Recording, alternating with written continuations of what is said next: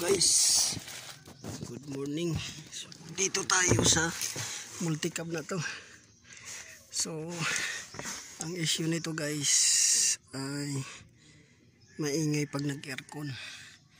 So ito, so paano mag adjust ng belt ng aircon. So ito yung compressor, ayan. So ito yung belt nya, ayan.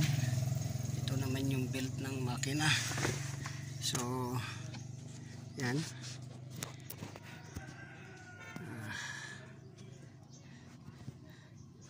so ito yung compressor nya guys, ito yung belt, tapos ito naman yung belt ng makina. So belt ng pump, nandito yung pump, belt ng pump, at saka belt ng alternator. Ito belt ng aircon. So paano mag-adjust?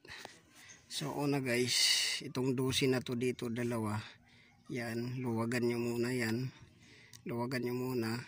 Pag naluwagan yan, pwede na ninyong luwagan din yung sa taas para maikot ninyo. So una, luwagan nyo yan, luwagan din dito, dalawang dosi yan katapat. Tapos akit kayo sa doon sa ibabaw. So dito napakita ko sa inyo. So pagka nagluwag kayo dyan guys at nagluwag doon, pwede na niyo mabatak dahil walang tensioner to, bearing. So diretso to siya doon sa may slotted hole nito. Mamaya pakita ko sa inyo. So yan, ma-adjust na nyo. Pero dapat i-check nyo rin tong belt na to ng makina. Ito, check nyo to, belt ng makina or water pump at saka alternator. Kasi pag may load to guys, mag-andar, lumalangit-ngit din to. So check nyo kung okay yung higpit. Kagaya nyan, didiin na natin. Yan, dapat ganyang higpit. So nahigpitan na natin yan. Dapat pag ganyan, mga media pulgada lang ang baon. Yan, kita nyo, mahigpit na yan siya. Nandito yung tensioner bearing nya. May bolt dyan, luwagan lang ninyo. Tapos naka-slide din yan, hole, itulak lang ninyo. Ayan o, kita nyo. So tulak nyo pataas pag naluwagan yung bolt. So dito, tapos na tayo dito. Nag-adjust din tayo dito para hindi rin maglalangit-ngit to. So okay na yung half inch lang yung takbo ng nya, tension. Mahigpit na dito. At dito rin, okay na rin. Mahigpit na rin. Ayan, mahigpit na. Yan. So ito dapat check nyo to, baka sumasabit to Check nyo. Kagaya nito, tinalian ko na lang para di sumabit. Pati ito. So isuot lang nyo yung kamay nyo, ganyan. So confirm na hindi sasabit siya. Pati ito, confirm din na hindi sasabit siya. So yan, dito ang luwag pag nag-adjust ng belt nito. So tapos na tayo dito. Okay na. So doon tayo sa taas.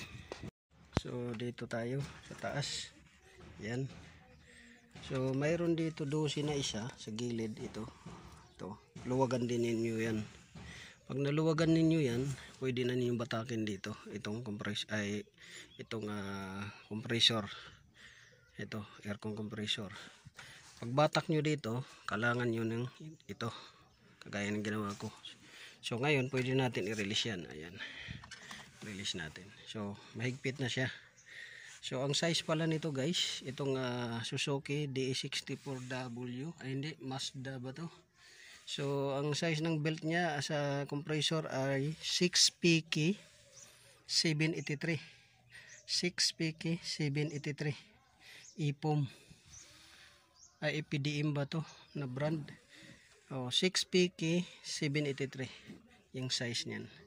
So yan, pagka nai-sit na nyo to, higpitan nyo. So yan, ganun lang kadali mag adjust ng belt ng compressor. at belt ng alternator at yung water pump. So yun lang guys, sana nakakuha kayo ng konting kalaman. Una, ulitin natin, yung 2 bolt sa 12 nasa baba, luwagan. Tapos akyat kayo dito, luwagan tong 12 dito sa ilalim nito, dito, at luwagan din yan. Ikalang nyo to, pag binatak nyan ito papunta dito, ikalang nyo simula dito hanggang dito, para hindi kayo mahirapan na habang naghihigpit ay nakasikwat kayo. So dapat naka-at-rest to, kalang ninyo habang naghihigpit kayo, para hindi magbabago yung higpit ng belt.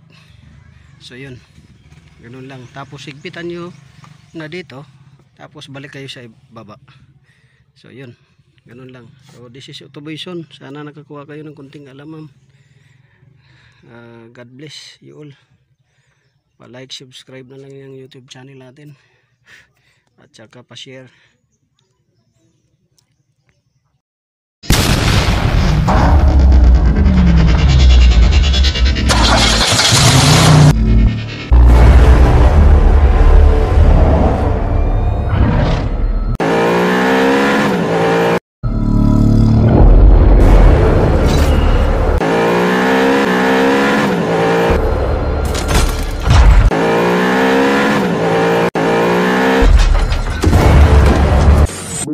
Make